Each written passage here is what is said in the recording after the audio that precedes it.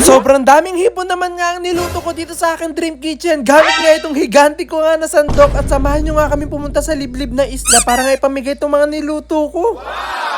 Sobrang aga nga dumating nga nitong in-order ko nga na 30 kilo nga na mga hipon para nga talaga sa lulutuin natin. At talagang napakasarap nga yung iluluto natin gamit nga itong mga hipon nga na to, kaya talagang dinamihan ko nga talaga yung bili. At para nga magawa yun, kailangan nga muna nating balatan nga itong napakaraming hipon nga na to. Kailangan nga tanggalin yung ulo, yung balat, as in yung pinakalaman lang kailangan natin. At kapag nga ako nga mag-isa lang ang gagawa nga nun, iaabutin nga ako dito ng isang buwan. Kaya talaga nagpatulong na ako sa mga kasama ko para mabalatan na namin to lahat. At talagang inabot nga kami halos dito ng 4 o 5 oras para mabalatan lahat nga talaga to sa sobrang dami. At after nga namin silang mabalatan at matanggal lahat ng kailangan tanggalin, nilagyan ko na nga sila dito ng asin, tapos binudbudan ko na nga rin nga ng paminta. At hindi nga basta-basta ang luto nga yung gagawin nga natin dito nga sa shrimp nga na to, at sigurado nga ako na talagang sobrang sarap. At nung na-ready ko na nga itong mga hipon nga natin, i-ready ko naman nga itong mga pang-coat nga para dito sa ating mga hipon. At isa nga rin talaga sa dahilan kung bakit sobrang excited ko nga talaga magluto ngayong araw, dahil nga ngayon na natin gagamitin ngayon, nabili nating super giant sandok. On the way na nga daw kasi papunta dito sa amin ngayon super giant ko nga na sandok, kaya talaga excited na ako. Pero bago nga yun ay mag-uumpisa na nga ako maglagay nga ng napakaraming mantika nga dito sa ating higanting kawa. At habang naglalagay nga ako nitong mantika, talaga nagulat nga ako kasi paparating na nga daw dito yung higanting ko nga na sandok, kaya lumabas na nga agad ako. At talaga sobrang laking tuwa ko nga pagdating nga dito sa amin, pati nga yung mga kasama ko ay talagang gulat na gulat dito sa sandok ko. Kaya naman dali-dali ko na nga itong kinuha para ma-unbox ko na nga or ma-unwrap na nga natin para talaga makita na nga talaga nila yung itsura. At yung excitement ko nga sa pag-unwrap nga nito, para ako nagbubukas ka ng regalo tuwing Pasko. At nung finally ngayon na-unwrap ko na nga siya, ay talagang tuwan-tuwa nga yung mga kasama ko kasi ngayon lang sila nakakita ng ganito kalaking sandok. At talaga sa sobrang laki nga daw nito, pwedeng-pwede ko nga daw itong sakyan habang nagluluto. At kapag ito nga yung sandok nga na ginamit mo, ay talagang isang halo mo pa nga lang ay luto na nga yung pagkain. Parang ang sarap, parang dalhin nga sa birthday yan nga ng ganito kalaking sandok, talagang pati yung may birthday, masasandok mo. At dahil na-unwrap na nga natin siya, talagang hinugasan ko nga lang to at dali-dali ko na nga dinala dito sa aking dream kitchen. At akala ko nga talaga hindi nga kakasya nga itong malaki ko nga sandok nga na to dito sa aking kawa, pero buti na nga lang talaga sobrang laki nga rin itong kawa ko, kaya talagang bagay na bagay sila. At para magamit na nga natin itong higanting sandok nga na to, yung mag-uumpisa na nga tayo magluto nitong hipon. Kinote ko nga lang itong hipon natin dito sa flour, tapos nilagay ko siya dito sa ating itlog, tapos nilagay ko nga rin siya sa cornstarch, tsaka ko nga siya pinag-swimming dito sa ating kawa. At ganun nga yung ginagawa ko nga po ng paulit-ulit, at talagang isa-isa ko nga silang tinutulbog dito sa ating mantika para talaga hindi sila magdikit-dikit. At nung marami na nga tayo nalalagay at marami na nga naluluto, kaya kinuha ko na nga itong super giant nating sandok para maiahon na natin sila. At akala ko nga nung una na kapag ito nga yung ginamit ko nga na pag-ahon dito sa ating mga pinrito, ay talaga madali lang kasi madadala ko na nga silang lahat dahil sa sobrang laki nitong sandok natin. Kaso hindi pala. Paano kasi hindi lang yung mga naluto yung nadadala nitong sandok na to, pati nga yung pinakamantika nitong kawa. Kaya ending sobrang bigat nitong sandok at talaga hindi ko mabuhat-buhat kasi talagang pati yung mantika nasasama. At napakaganda nga rin itong napakalaki sandok na to sa mga nagpapalaki ng braso, kaya kung nag-gym nga po kayo at nagbabalaki kayo ng braso, pumunta po kayo dito at magluto tayo gamit ito. Akala ko nga kasi nung una magaan lang siya, tapos kayang-kaya ko siya buhatin, kayang-kaya ko gamitin to pang luto, pero ang bigat-bigat niya pag tumatagal. Hindi naman sobrang bigat nga itong napakalaking sandok nga natin, bumibigat nga lang siguro siya dahil nga pag matagal mo siyang hinahawakan, dahil nga nangangalay. At imbis nga na mas mapabilis, talagang lalo nga tatagal, kaya ginamitan ko na nga ng strainer para maahon na nga natin lahat ito. At nung natapos na nga ito maluto, nandito na nga tayo sa exciting part kasi dito na nga sasarap nga itong mga hipon natin. Nag-cut nga lang ako dito ng lemon, tas piniga-piga ko nga ito kasi kailangan nga natin yung pinaka-juice nito. At pagkatapos nga nito, binuksan ko na nga rin itong mga mayonnaise nga natin at nilagay ko na nga sila dito sa aking higanting kawa. Pagkatapos ko nga mailagay itong mayonnaise, sinunod ko na nga rin itong ketchup, tapos minix-mix ko nga lang to, tapos maglalagay din tayo dito ng honey. Pagkatapos ko nga pong malagay yung honey, sinunod ko na nga rin pong ilagay yung lemon juice. At kinakabahan nga ako sa magiging lasa nga nitong sauce nga natin, baka nga hindi masarap, kaya agad-agad ko nga muna itong tinikman kung okay at pasado. At 101% talagang pasado, talagang napakasarap. Kaya dali-dali ko na nga binuhos dito lahat nga ng mga naluto nga natin dito mga hipon para talagang mag-mix-mix na sila kasama nga yung sauce. At kung nailagay ko na nga lahat ng mga naluto natin ditong hipon, ay agad-agad ko na nga itong pinaghalo-halo at talagang medyo nahihirapan nga ako kasi parang ang hirap niyang haluin dito sa maliit na sandok. Kaya para mapabilis na nga itong paghahalo nga natin, kaya tatawagin ko na nga itong higanti kong sandok.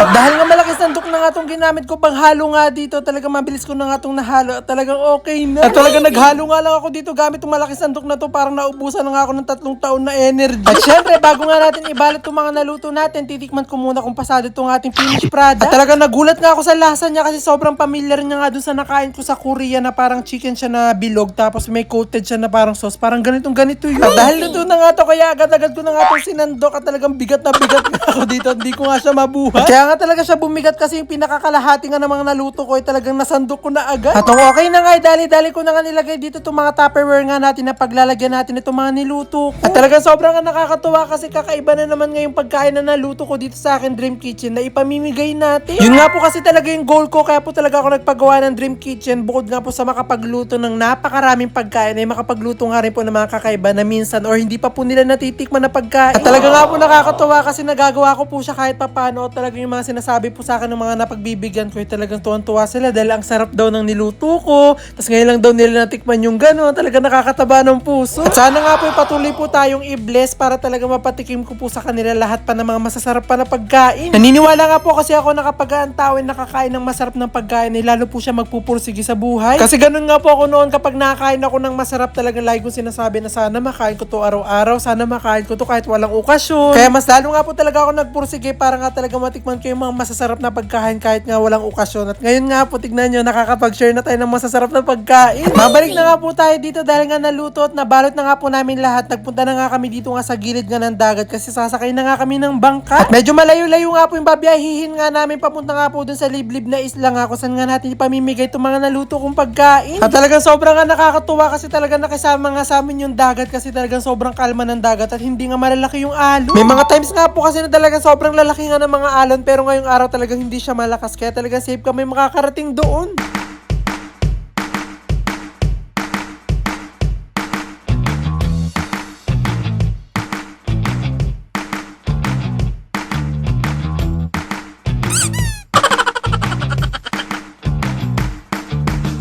At matapos nga po ang napakahaba nga naming biyahe, finally nakarating na nga rin tayo dito sa isla kung saan nga natin ibibigay ngayong mga naluto kong pagkain. At talaga sobrang nga nakakatuwa kasi nung pagbaba ko pangalan sa bangka, talagang kitang-kita ko na agad sa ngiti nila, talagang tuwan-tuwa sila. At mas lalo pa nga po silang magiging masaya dahil nga dito sa dala nating napakasarap na pagkain. At makakasigurado nga po ako na lahat nga po sila mabibigyan, pati nga po yung mga nasa bahay nga nila kasi sobrang dami ko nga pong naluto. Kaya maraming salamat nga po sa panonood nyo po at pag-follow nyo po sa akin kasi kung di dahil po sa inyo, hindi po tayo makapagluto ng ganito karami at kasasarap na mga pagkain. Amazing!